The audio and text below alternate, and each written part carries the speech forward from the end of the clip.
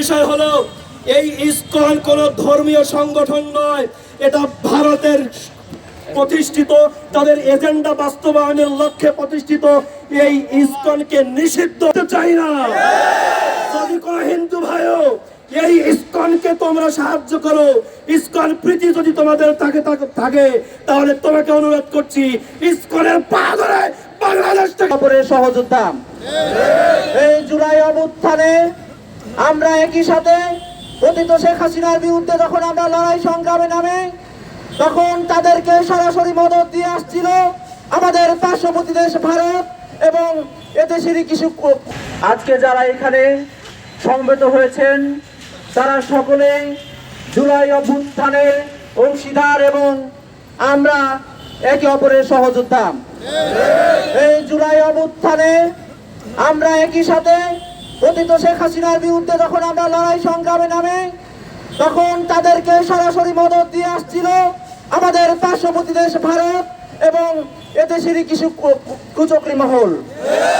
সংগ্রামী সহযোদ্ধা বন্ধুগণ, আমরা দেখতে পেলাম যখন পতিত শেখ হাসিনা যখন কোন জায়গাতেই সারা বিশ্বের কোথাও আশ্রয় পাচ্ছিল না, সেই জায়গা থেকে ভারত নামক একটি সন্ত্রাসী রাষ্ট্র তাকে আশ্রয় দিয়ে পুরো বাংলাদেশের ছাত্র সমাজ ছাত্র জনতার বিপক্ষে অবস্থান নিয়েছে। এই কথায় ইউনূস সরকারকে আমরা কয়েকটা দাবি রাখতে চাই। তার মধ্যে এক নাম্বার হলো এই ফ্যাসিবাদী সরকারের বিচার না হওয়া পর্যন্ত তারা আর কোন নির্বাচনে অংশগ্রহণ করার অধিকার তারা রাখে না। দুই নাম্বার বিষয় হলো এই ইসকন কোন ধর্মীয় সংগঠন নয়, এটা ভারতের প্রতিষ্ঠিত, তাদের এজেন্ডা বাস্তবায়নের লক্ষ্যে প্রতিষ্ঠিত এই ইসকনকে নিষিদ্ধ করতে হবে, ঠিক কিনা বলে? এই জঙ্গি সংগঠন যে কিনা আমাদের অ্যাডভোকেট শহীদ সাইফুল ইসলাম আলিফ ভাইকে দিন দুপুরে পিশাচ এমন করতে পারে না, তার গলা কেটে একবারে দুটুকরো করে দিয়েছে। আমরা এই ইসকনকে বাংলাদেশে দেখতে চাই না। যদি কোনো হিন্দু ভাইও এই ইসকনকে তোমরা সাহায্য করো, ইসকন প্রীতি যদি তোমাদের থাকে তাহলে তোমাকে অনুরোধ করছি ইসকনের পা ধরে বাংলাদেশ থেকে পালিয়ে যাও, পিঠের চামড়া তুলে দেব।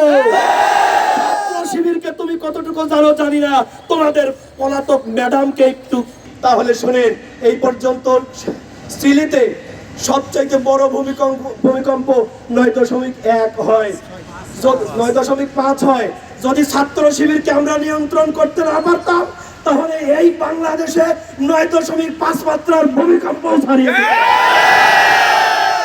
আমরা এই দেশের সম্প্রীতি ধর্ম বর্ণ সবকিছু ভুলে গিয়ে নির্বিশেষে এই দেশের সম্প্রীতি রক্ষার্থে আমরা সবকিছু ত্যাগ করেছি।